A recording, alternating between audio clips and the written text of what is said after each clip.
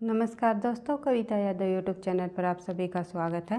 TGT, PGT Hindi और NTA net से संबंधित नए पाठ्यक्रम के आधार पर हिंदी के संपूर्ण पाठ्यक्रम को हम आगे बढ़ाते हुए आज की क्लास में हम करने वाले हैं प्रीवियस ईयर्स के क्वेश्चन पेपर, क्योंकि ये भी हमारा संपूर्ण पाठ्यक्रम के आधार पर जो हमने टॉपिक डिवाइड किए हुए हैं, प्रीवियस ईयर्स के क्वेश्चन पेपर को भी हम करते हुए आगे बढ़ रहे हैं, क्योंकि इनसे हमें समझ उत्पन्न होती है कि जब हम क्लास में कंटेंट पढ़ते हैं, तथ्यों को देखते हैं, तो हमें ये पता चलता है कि किस प्रकार से प्रश्न परीक्षा में पूछे जाते हैं।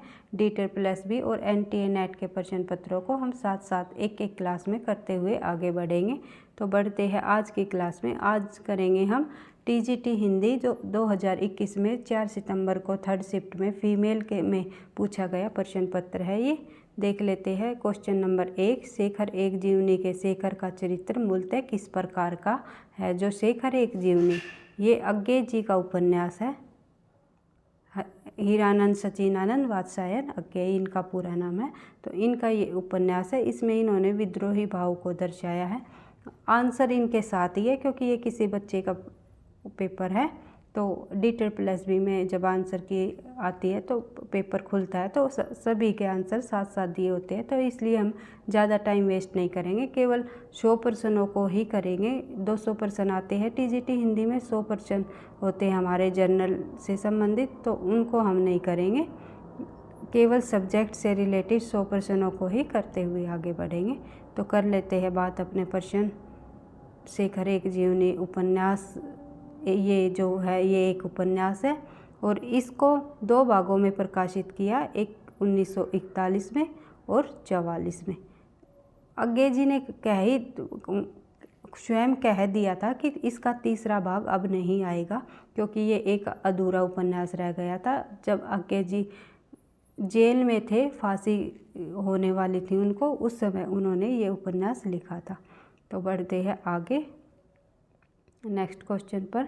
दुलाई वाली कहानी किस रचनाकार द्वारा लिखित है। दुलाई वाली कहानी के रचनाकार कौन है? बंग महिला। ये आपको पता ही है, हिंदी की मौलिक कहानी इसे माना गया है और इसका जो प्रकाशन वर्ष है 1907 ईस्वी है। बढ़ते हैं नेक्स्ट क्वेश्चन। थोड़ी जल्दी जल्दी करेंगे, क्योंकि भाई प्रश्नों की संख्या अधिक है। निम्न में से कौन सा कहानी संग्रह ममता कालिया का इनमें से नहीं है? पूछा हुआ है शायद। हाँ, नहीं है। तो इनमें से कौन सा नहीं है? प्रतिदिन, छुटकारा और मुखौटा। ये आपको बिल्कुल याद रखने हैं। आकाशदीप इनका नहीं है। ये किसका है? जयशंकर प्रसाद का। पढ़ते हैं आगे। निराला जी द्वारा रचित खंडहर के प्रति, खंडहर के प्रति जो है रचना, वो उसमें निम्न में से किस प्रकार की कविता है? ये पूछा हुआ है कि खंडहर के प्रति निराला जी की, यह एक संबोधन गीत है भाई। पढ़ते हैं नेक्स्ट क्वेश्चन पर।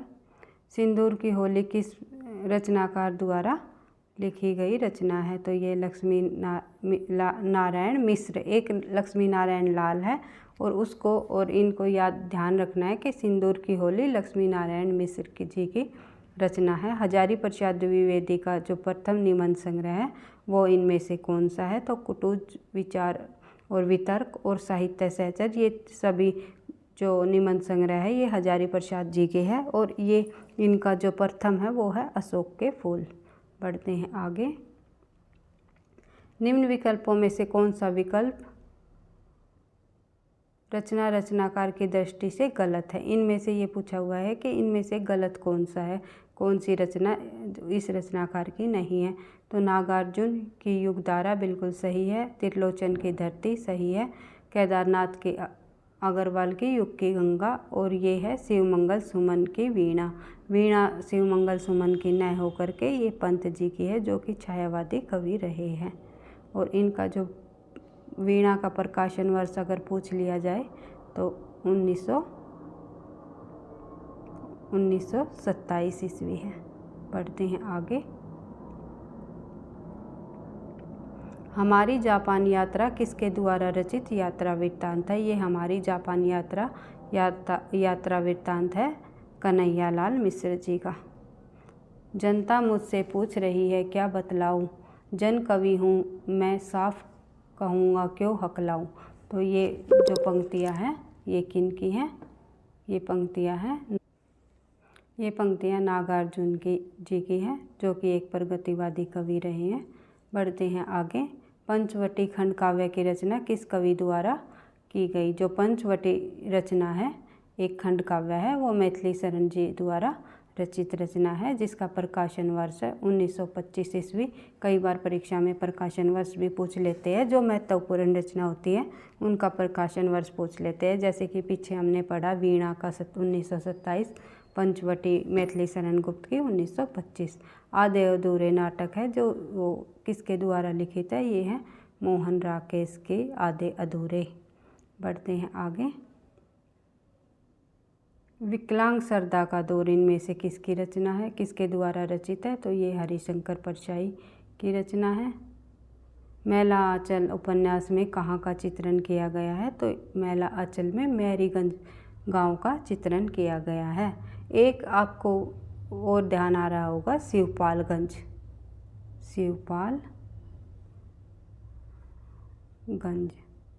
तो ये जो इस गांव का वर्णन किस उपन्यास में किया गया है?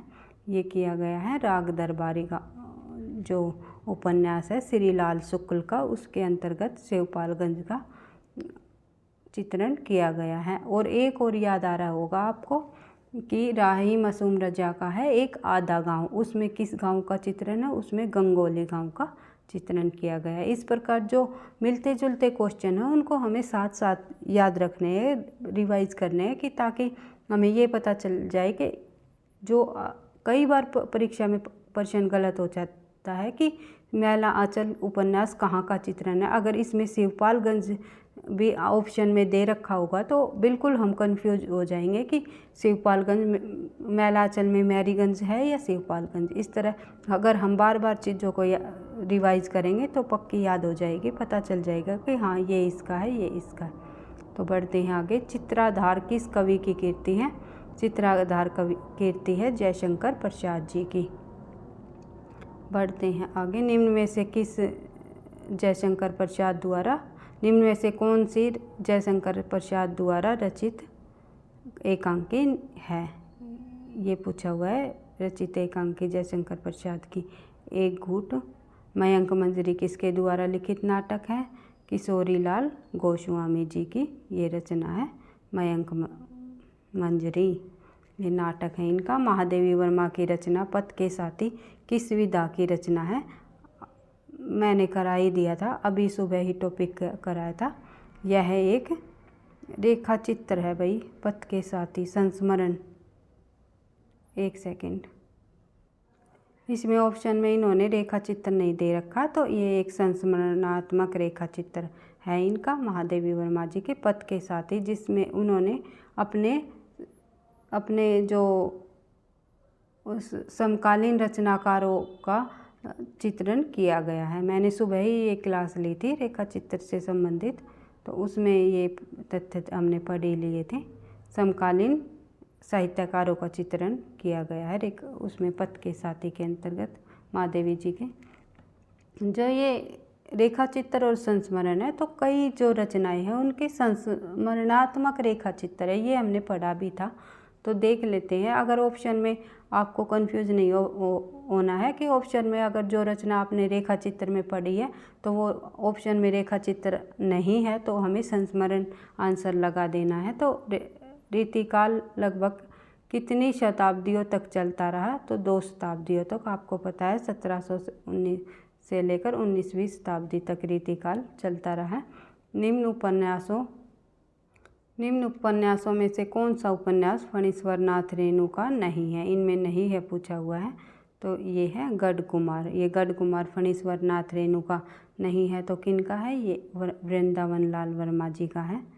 बढ़ते हैं आगे। रूपक रहस्य नामक आलोचनात्मक ग्रंथ किन का है? रूपक रहस्य आलोचनात्मक ग्रंथ श्याम सुंदर दास जी का है। 7 गीत वर्ष किसका काव्य संग्रह है? धर्मवीर भारती जी का। प्रेमचंद को कबीर के बाद हिंदी का सबसे बड़ा व्यंग्यकार किसने माना? तो ये हमने आगे जो भक्ति काल पढ़ेंगे उसमें ये कोटेशन आएगी। तो ये राम विलास शर्मा जी ने प्रेमचंद जी को हिंदी का सबसे बड़ा व्यंग्यकार माना कबीर के बाद। बढ़ते हैं आगे। प्राचीन भारतीय भाषा कौन सी है? तो इनमें से प्राचीन भारतीय भाषा, हमने भाषा से संबंधित टॉपिक पढ़ा था, तो सबसे पहले हमने कौन सी भाषा पढ़ी थी? वैदिक संस्कृत। सबसे प्राचीन है वैदिक संस्कृत। देवनागरी में यद्यपि जेड और एफ यानी कि ज और फ के लिए वर्ण नहीं है, फिर भी यहाँ सभी ज्ञात लिपियों से अधिक पूर्ण एक संतुलित है। किस विद्वान का मत है? ये किन्होंने कहा है? ये जो एक कोटेशन दी गई है देवनागरी के में ज और फ के लिए जो एक वर्ण नहीं है, फिर भी यहाँ सभी ज्ञात लिपियों से अधिक पूर्ण एवं संतुलित है। तो ये कोटेशन दी गई है मोनियर विलियम्स, जो विद्वान रहे हैं मोनियर विलियम्स, एक अंग्रेज विद्वान रहे हैं, उन्होंने ये कोटेशन दी हुई है। इनमें से कौन सी भाषा देवनागरी लिपि के अंतर्गत नहीं आती? तो जो बांग्ला भाषा है वो देवनागरी लिपि के अंतर्गत नहीं आती। बांग्ला, असमिया, मणिपुरी, ये जो लिखने की जो इनकी शैली है ये इनकी पूर्वी नागरी शैली है और इनका संबंध ब्राह्मी लिपि से है। बढ़ते हैं आगे। निम्नलिखित में से किस रचनाकार का असली नाम सैयद इब्राहिम है? तो आपको पता ही है, रसखान का नाम सैयद इब्राहिम है। हम दीवानों की क्या हस्ती, आज यहाँ कल वहाँ चले, यह पंक्ति किसकी है? भगवती चरण वर्मा की। बार बार पूछी गई है ये पंक्ति। निम्न में से किसका जन्म 1969 ईस्वी में कार्तिक पूर्णिमा के दिन पंजाब में तालवंडी गांव में हुआ? तो गुरु नानक जी का जन्म 1469 ईस्वी में तालवंडी के गांव में हुआ। बढ़ते हैं आगे। हिंदुस्तान की एकता के लिए हिंदी भाषा जितना काम देगी उससे बहुत अधिक काम देवनागरी लिपि दे सकती है। तो यह किस महान पुरुष का मत है? देखो, आपको अगर भाषा वाले टॉपिक से भी संबंधित कई तथ्य पूछ लिए गए, कई कोटेशन पूछी हुई है, तो बिल्कुल हमें एक एक तथ्य को, एक एक कोटेशन को मैं आपके सामने महत्वपूर्ण कथन भी लेकर के आऊँगी एक क्लास में कि जो पिछली परीक्षाओं में पूछे गए हैं, मैं उन्हीं तथ्यों पर अधिक बल देती हूँ। तो उन्हीं में से लेते हुए हम ऐसे ही अपनी तैयारी को बिल्कुल परीक्षा तक अच्छे से कर लेंगे, ताकि हमारा एक भी प्रतिशत रह ना पाए। तो हिंदुस्तान की जो एकता के लिए हिंदी भाषा जितना काम देगी उससे अधिक काम देवनागरी लिपि दे सकती है। जो ये मत है ये किनका है? ये मत है आचार्य विनोबा भावे।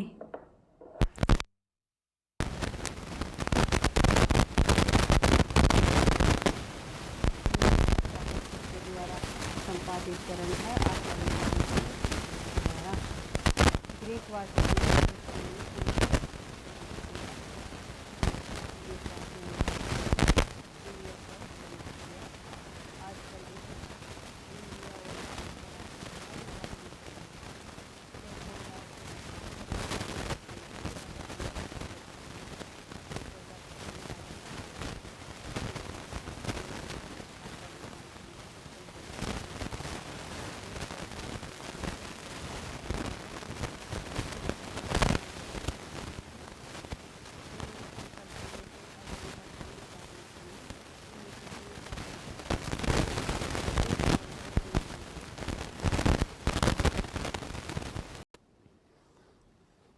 रहीन, 1 मई के 2 बेटे रहीन।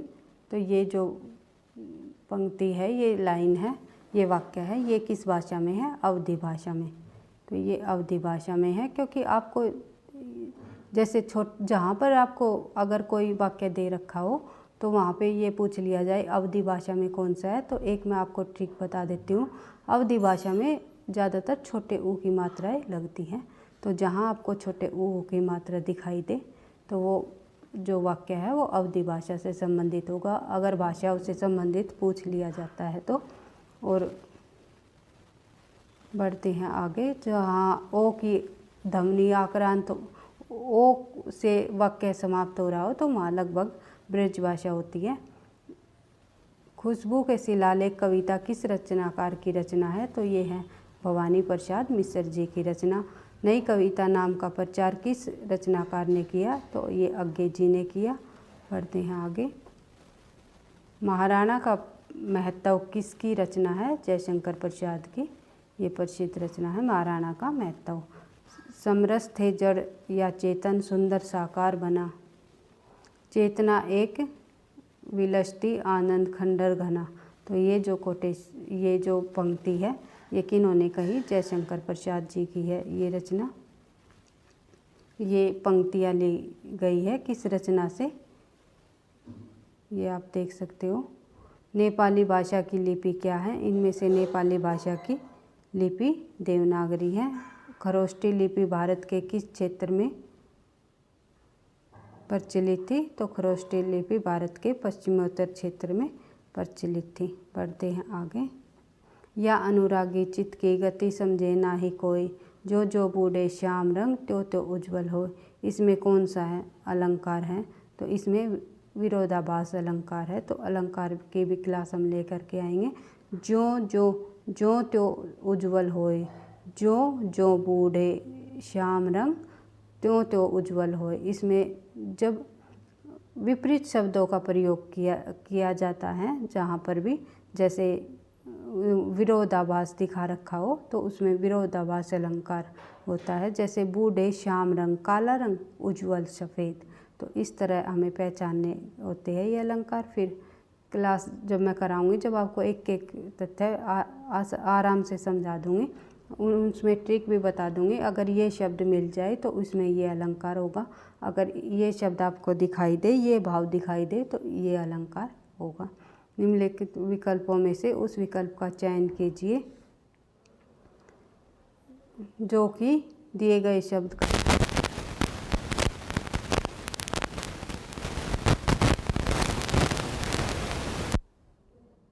नीचे दिए गए वाक्य में सही वाक्य भेद को पहचानिए। राम पढ़ रहा है परंतु रमेश सो रहा है। कौन सा वाक्य है? ये हो जाएगा संयुक्त वाक्य। निम्नलिखित वाक्य में से उस विकल्प का चयन कीजिए जो वाक्य के अनुसार वाक्य के भेद का सही विकल्प हो।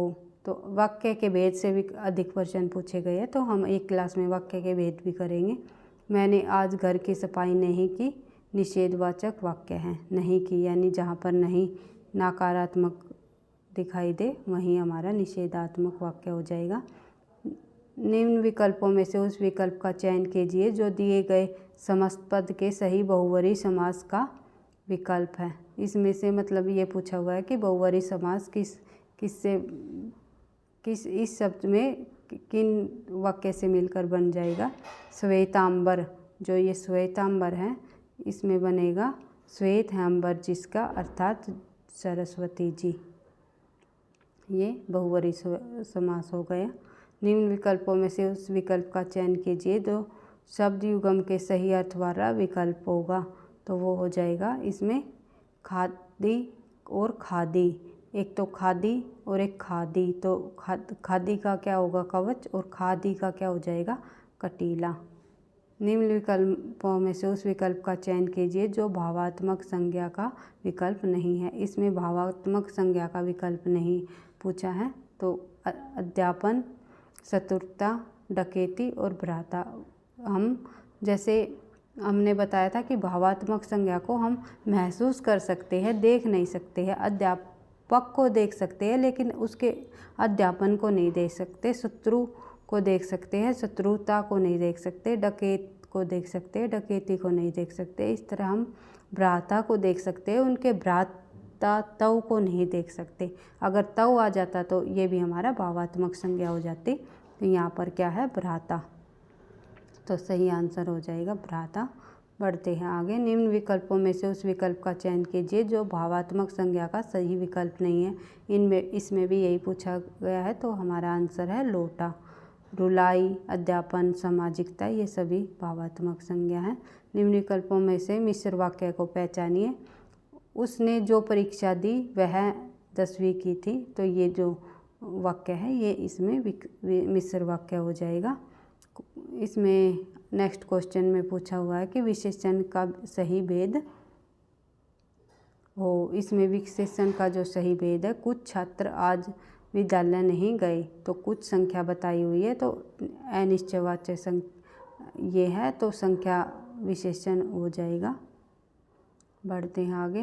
निम्न विकल्पों में से उस विकल्प का चयन कीजिए जो प्रत्यय से बने हुए शब्द का विकल्प नहीं है। जो प्रत्यय से नहीं बना हुआ, जैसे पाठक, इसका आंसर हो जाएगा कुख्यात, क्योंकि धार्मिक में एक प्रत्यय लगा हुआ है, शालीनता में ता, पाठक में प्रत्यय लगा हुआ है, तो कुख्यात में कु, इसमें उपसर्ग लगा हुआ है कु।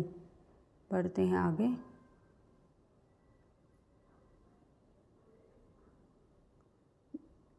नेक्स्ट क्वेश्चन में पूछा हुआ है संयुक्त वाक्य को पहचानिए। इनमें जो संयुक्त वाक्य है आपको पता ही है, हमने पानी बरसता हुआ देखा और घर में शरण ली। तो दो वाक्य जोड़ दिए गए हैं एक दूसरे पर जो निर्भर होते हैं, और दो, जब हमने पानी बरसते हुए देखा और हम घर में शरण ली, इसमें दो वाक्य जोड़ दिए गए हैं, तो ये हो जाएगा हमारा संयुक्त वाक्य। बढ़ते आगे। निम्न विकल्पों में से उस विकल्प का चयन कीजिए जो अन्य पुरुषवाचक सर्वनाम का सही विकल्प है। इसमें अन्य पुरुषवाचक सर्वनाम का विकल्प पूछा हुआ है, तो वह, तुम्हारा, हमको, मेरा। तो मेरा हो जाएगा उत्तम पुरुष, हमको हो जाएगा उत्तम पुरुष, और तुम्हारा हो जाएगा मध्यम पुरुष, और अन्य पुरुष हो जाएगा वह। किसी तीसरे के बारे में हम बात कर रहे हो कि वह जा रहा है, यानी कि मैं किसी दूसरे को बता रही हूँ कि वह जा रहा है किसी तीसरे के बारे में, तो हमारा आंसर वह हो जाएगा। ओघट शब्द में कौन सा उपसर्ग है? ओघट में ओ उपसर्ग है। निम्नलिखित में से कौन सा संधि विच्छेद वाला विकल्प पहचानिए। इसमें संधि विच्छेद हो जाएगा स्वर्गारोहण का हो जाएगा स्वर्ग प्लस आरोहण। विकल्प में से कौन सा जो उपसर्ग से बने शब्द का सही विकल्प नहीं है। इसमें भी ये बताया हुआ कि जिसमें उपसर्ग नहीं लगा हुआ, जिसमें प्रत्यय लगा हुआ है। चटनी, ई में प्रत्यय, चटनी में प्रत्यय लगा हुआ है। आरोग में आप उपसर्ग है। पंचरंगा में पंच उपसर्ग है। दुर्जन में तो दो उपसर्ग है। पढ़ते हैं आगे। नेपाली शब्द में कौन सा प्रत्यय है? नेपाली शब्द में कौन सा प्रत्यय है? इसमें ई प्रत्यय है नेपाली, नेपाल प्लस में ई। उचित, उदयगिरी, मंच पर, रघुवर, बाल पतंग, विकसे, संत, सरोज, सब, हर्षे, लोचन भंग में कौन सा अलंकार है? तो इसमें रूपक अलंकार दिया हुआ है। पंक्ति को आप फिर से पढ़ सकते हो। जिसकी आशा न की गई हो क्या होता है वो प्रत्याशी। थोड़ा जल्दी जल्दी करेंगे भाई, देख लेते हैं हम। सिर्फ हमारा टारगेट यही है कि हमें क्वेश्चनों को समझना है, प्रश्नों को देखना है कि किस प्रकार से किस किस टॉपिक से प्रश्न पूछे गए हैं। तो जब हम अपना कंटेंट कर रहे होते हैं तो हम अपनी क्लासेस में बिल्कुल एक एक तथ्यों को ये समझते हुए चलेंगे। हाँ, ये तथ्य इम्पोर्टेंट है, पिछली परीक्षाओं में आया हुआ है, और पिछले परीक्षाओं के आधार पर ही हमने अपने सिलेबस को जैसे हम आगे बढ़ा रहे हैं, और उन्हीं तथ्यों को हम लेते हुए चल रहे हैं कि जो परीक्षा में पूछने लायक है। ज़्यादा कुछ हम इतना डीपली चीज़ों को नहीं करते हुए चल रहे थे, और ये इतना भी नहीं कर रहे कि हमारे कुछ तथ्य रह जाए या जो महत्वपूर्ण तथ्य है वो रह जाए। जो महत्वपूर्ण तथ्य है वो एक भी नहीं रहेगा, और जो बिल्कुल ज़्यादा डीप में है उसको हम बाद में देखेंगे। एक बार हमारा सिलेबस कंप्लीट होने के बाद फिर हम दोबारा से रिवाइज करते हुए जो चीज़ों को करेंगे, तब हम देख लेंगे कि इसमें और थोड़ा सा डेप्थ कहाँ तक जा सकता है। तो सोना क्या पूछा हुआ है इस क्वेश्चन में। ज़्यादा टाइम वेस्ट न करते हुए बढ़ते हैं हम अपने क्वेश्चन। पर्यायवाची शब्द नहीं है, इसका पर्यायवाची शब्द नहीं है। सोना का पर्यायवाची नहीं है, ये पता नहीं, ये दिखाई नहीं दे रहा, संग है या साप। ये और 3 अन्य पर्यायवाची है। निम्नलिखित प्रश्न में 4 विकल्पों में से उस विकल्प का चयन कीजिए जो मुहावरे का सही अर्थ है। इनमें मुहावरे का आग पर लौटना क्या होता है? ईर्ष्या से जलना। हम कहते हैं ना, आग पे लौट गया, ईर्ष्या से जल गया। संविधान के किस अनुच्छेद के तहत हिंदी को संघ की राजभाषा घोषित किया गया। तो ये संवैधानिक जो हिंदी की संवैधानिक स्थिति है उसके अंतर्गत राजभाषा और राष्ट्रभाषा को हम पढ़ेंगे तो उसमें आएगा अनुच्छेदों से संबंधित अनुच्छेद 43, 44, 45, 46 इनके अंतर्गत किन किन बातों को शामिल किया गया है, क्या क्या महत्वपूर्ण तथ्य है। ये हिंदी की संवैधानिक स्थिति से भी प्रश्न पूछे जाते हैं हर एक परीक्षा में। तो हमें ये देखना है कि कौन कौन से टॉपिक उठाए हुए हैं परीक्षार्थी ने। तो इसलिए अनुच्छेद 343 इसका सही आंसर है। बढ़ते हैं आगे। मुख्य अर्थ में भिन्न होते हुए भी उससे कुछ संबद्ध अर्थ प्रकट करने वाली शब्द शक्ति को क्या कहते हैं? तो इसको क्या कहते हैं? लक्षणा शब्द शक्ति। निम्नलिखित प्रश्न में 4 विकल्पों में से उस विकल्प का चयन कीजिए जो दी गई लोकोक्तियों का सही अर्थ हो। तो इसमें अंधों के आगे रोना, अपना दीदा खोना, तो क्या हो जाएगा? मूर्खों को उपदेश देना या अच्छी बात बताना व्यर्थ है। उधर गरजती सिंधु लहरिया, कुटिल काल के जालों सी, चली आ रही फेन उगलती, फन फैलाए व्यालों सी। तो ये किस प्रकार का जो रस है, ये भयानक रस है। आपको पता है कि इसमें बिल्कुल एक अगर हम पंक्ति को पढ़ रहे हैं तो हमें पता चल रहा है कि फन फैलाए व्यालों सी। फन कौन फैलाता है? सांप फैलाता है। तो सांप से क्या लगता है? हमें भय लगता है। तो इस तरह जो पंक्ति का जो भाव है इसको पढ़कर समझकर हमें एक भयानक रस की अनुभूति हो रही है। तो इसी तरह हमें जैसे पंक्ति को चीज़ों को पढ़कर कई चीज़ें उसके भावों से और उससे समझ से ही समझ आ जाती हैं। तो ओस चाटे प्यास नहीं बुझती, इसमें क्या पूछा हुआ है? लोकोक्ति का सही अर्थ बताइए। तो ओस चाटे प्यास नहीं बुझती, बड़े काम के लिए विशेष प्रयत्न की आवश्यकता होती है। मैं सुकुमारी नाथ बन जोगू, तुम ही उचित तप मो कह भोगू। यह जो है इसमें कौन सी शब्द शक्ति है? तो इसमें आर्थी शब्द शक्ति, आर्थी व्यंजना शब्द शक्ति है। इसमें व्यंजना शब्द शक्ति है। शब्द शक्तियाँ 3 प्रकार की होती है, अभिधा, लक्षणा और व्यंजना, और इनके भी प्रकार अलग अलग होते हैं। तो बिल्कुल हमें समझते हुए चलना है। आगे जब हम सब शक्तियों को करेंगे बिल्कुल ये ध्यान रखना है कि हाँ सब शक्तियों से भी प्रश्न पूछे जाते हैं। तो उस टॉपिक को अच्छे से कंप्लीट करना है। संविधान में प्रांतीय भाषाओं के दावे को किस अनुसूची द्वारा स्वीकार किया गया है? तो 8वीं अनुसूची द्वारा यह स्वीकार किया गया है। निम्नलिखित प्रश्न में 4 विकल्पों में से उस विकल्प का चयन कीजिए जो दिए गए मुहावरे का सही अर्थ है। तो ये हो जाएगा अंजर पंजर ढीला होना, शरीर शिथिल होना या बहुत थक जाना। इसमें पूछा हुआ है मुहावरे का सही अर्थ, अपनी डफली आप बजाना। अपनी डफली आप बजाना कहते हैं ना, अपनी डफली आप बजाना, तो अपने मन की करना। निम्नलिखित में से दिए गए अंग्रेजी शब्द का हिंदी परिभाषिक शब्द लिखिए। तो इसमें अंग्रेजी शब्द का हिंदी परिभाषिक शब्द लिखना है। तो इसमें हमें देखना है कि मोमोरेडम का क्या आंसर हो जाएगा। इसका हिंदी शब्द हो जाएगा इसका ज्ञापन। बढ़ते हैं आगे। अब की अब, जब की जब में लोकोक्ति का सही अर्थ देखना, हमें सदा वर्तमान की ही चिंता करनी चाहिए। अब की अब करो, जब की जब आगे भविष्य की देखी जाएगी, जब की जब देखी जाएगी। हम कहते भी हैं ना अपनी भाषा में, अब की सोचो जब की जब देखी जाएगी। तो ये हो जाएगा कि सदा वर्तमान की चिंता करनी चाहिए, भविष्य की नहीं। तो निम्नलिखित शब्दों में से शब्द को चुनिए जिसमें उचित स्थान का अनुस्वार का प्रयोग किया गया है। उचित स्थान पर अनुस्वार का प्रयोग किस में किया गया है? आपको दिखाई दे रहा है संयुक्त में। बढ़ते हैं आगे। पड़ी थी बिजली सी विकराल, लिपटे थे घन जैसे बाल, पंक्ति कौन सा अलंकार है? तो ये उपमा अलंकार है। जहाँ सा सी तुलना की जाए वहाँ उपमा का अलंकार हो जाएगा। बंदर क्या जाने अदरक का स्वाद, मूर्ख को गुण की परख नहीं होती, उड़ती चिड़िया को पहचानना, मन की या रहस्य की बात तुरंत जानना। वीडियो लंबी हो रही है भाई, थोड़ा सा जल्दी जल्दी करेंगे। आगे लंघते झोपड़ा जो निकले सो लाभ, नुकसान होते होते ही कुछ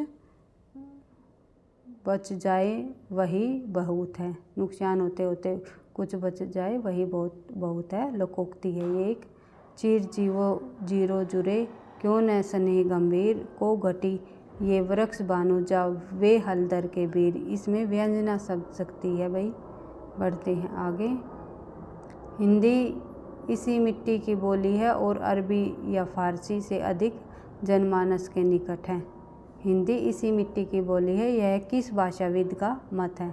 तो ये किस विद्वान ने कहा है? हिंदी इसी मिट्टी की बोली है और अरबी फारसी से अधिक जनमानस के निकट है, ये बात कही है फैलन ने। इस करुणा कलित हृदय में अब विकल रागनी बजती है में कौन सा अलंकार है? आपको पता है अनुप्रास अलंकार। जब वर्णों की बार बार आवर्ती हो तो अनुप्रास अलंकार होता है। अब आ गया ये पैराग्राफ, इसको हम स्किप कर देते हैं, आगे क्वेश्चन और देखेंगे। थोड़े पेडागोजी से हिंदी शिक्षण विधियों से संबंधित प्रश्न और मिलेंगे हमें 10 प्रश्न, उनको देख लेते हैं। किन किन टॉपिकों से प्रश्न पूछे गए हैं, किस प्रकार के प्रश्न हैं। दिए गए विकल्पों में से अधिगम का विकास है जो डैश से आता है। अधिगम का विकास किससे आता है? अभ्यास और प्रयास से। निम्नलिखित में से कौन सी भाषा अधिगम का मौलिक कौशल नहीं है? यानी कि अधिगम, भाषा अधिगम से हमें एक प्रश्न हमने टॉपिक को करना है, भाषा अधिगम संबंधित, उससे कई प्रश्न पूछे गए हैं। तो देखना निम्नलिखित में से कौन सा भाषा अधिगम मौलिक कौशल नहीं है? मौलिक कौशल नहीं है, इनमें कौन सा नहीं है? देखना। अध्ययन, बोलना, लेखन, ये सभी मौलिक कौशल है भाषा अधिगम के। तो देखना मौलिक कौशल में नहीं आता। सुनना, बोलना, अध्ययन, लेखन, ये कौशल में सुधार करने के लिए भाषा कौशल, यानी कि ये भाषा कौशल में सुधार करने के लिए है। क्या क्या? सुनना, बोलना, अध्ययन, लेखन। बढ़ते हैं आगे। वह व्यक्ति जो शब्द से स्वर्ण दोष नहीं लेकिन ज्ञान प्राप्त करने से पहले बाल्यावस्था में ही श्रवण क्षमता खो देता है तो डैश के अंतर्गत आता है। पूर्वभाषी बधिरता के अंतर्गत आता है। वह व्यक्ति जो जन्म से श्रवण दोष नहीं है, लेकिन जन्म से उसको ऐसा नहीं है कि जन्म से ही वो उसको सुनाई नहीं देता, उस श्रवण दोष नहीं है उसके अंदर, लेकिन ज्ञान प्राप्त करने के से पहले बाल्यावस्था में ही श्रवण क्षमता खो देता है। लेकिन जब वो अब ज्ञान प्राप्त करने से पहले ही श्रवण क्षमता खो देता है तो वो पूर्वभाषी बधिरता के अंतर्गत आता है। जन्म के बाद बधिरता नहीं, पूर्वभाषी बधिरता, यानी ज्ञान प्राप्त करने से, बोलने से पहले ही वो श्रवण शक्ति को खो देता है। किस रंग को पुल्लिंग माना जाता है? तो नीला जो रंग है उसको पुल्लिंग माना जाता है। स्त्रीलिंग और पुल्लिंग शब्द के पहले आप मेरा और मेरी लगा करके पहचान कर सकते हो। कौन सा मौलिक प्रक्रिया जिसमें योजना, क्रियान्वयन और मूल्यांकन शामिल है? तो ये हो जाएगा अध्यापन। एक समावेशी विद्यालय की विशेषता क्या होनी चाहिए? समावेशी विद्यालय की विशेषता असहयोगी व्यवहार क्या नहीं होनी चाहिए? भाई ये मैंने आंसर देखा, जब देखा कि नहीं पढ़ना रह गया। इसी तरह इससे हमें सीख मिलती है कि अगर एग्जाम में आप प्रश्नों को पढ़ो तो है और नहीं में बिल्कुल ध्यान रखना है कि है पूछा हुआ है या नहीं। को ऑप्शन पढ़ोगे तो एक बार आपको फिर दोबारा से चेक कर लेना होता है कि थोड़ा बहुत भी अगर ये लगे डाउट तो क्वेश्चनों को बार बार देखना होता है कि क्वेश्चन में पूछा क्या गया है। तो बढ़ते हैं आगे। किस वृद्धि किसको संदर्भित करता है? वृद्धि किसको संदर्भित करता है? रचनात्मक और शक्ति परिवर्तन को। किस प्रकार के उपकरण और तकनीक कक्षा आंकलन में नहीं आएंगे? तो ये किस प्रकार के नहीं आएंगे? खेल जो है वे उपकरण तकनीक कक्षा आकलन में नहीं आएंगे। कला में कौन सा तत्व शामिल है, कला में कौशल तत्व शामिल है। इस तरह हमने टीजीटी हिंदी DSSSB का फीमेल का प्रश्न पत्र पिछले सालों का देखा। इसी प्रकार से प्रश्न पूछे जाते हैं। भाई प्रश्नों का अब आजकल पैटर्न थोड़ा चेंज भी कर दिया गया है, नहीं से भी प्रश्न पूछे जाते हैं और ये भी पूछ लिया जाता है, ये 4 तथ्य देते हैं, इनमें से कौन सा असत्य है या सत्य है। तो इस तरह हमने पिछले सालों के प्रश्नों से ये देखना है कि परीक्षा में कौन कौन से टॉपिक से प्रश्न पूछे जाते हैं। अपनी तैयारी के साथ साथ हमें इस तरह तैयारी करनी है ताकि समझ के साथ, ताकि हमारे जब अगर कंटेंट बेस समझ बेस पे प्रश्न पत्र बने तो हम अच्छे से कम कर पाए। वीडियो अच्छी लगी तो लाइक करना, दोस्तों के साथ शेयर करना, चैनल पर पहली बार हो तो सब्सक्राइब कर लेना। पढ़ते रहना, आगे बढ़ते रहना। थैंक यू, धन्यवाद।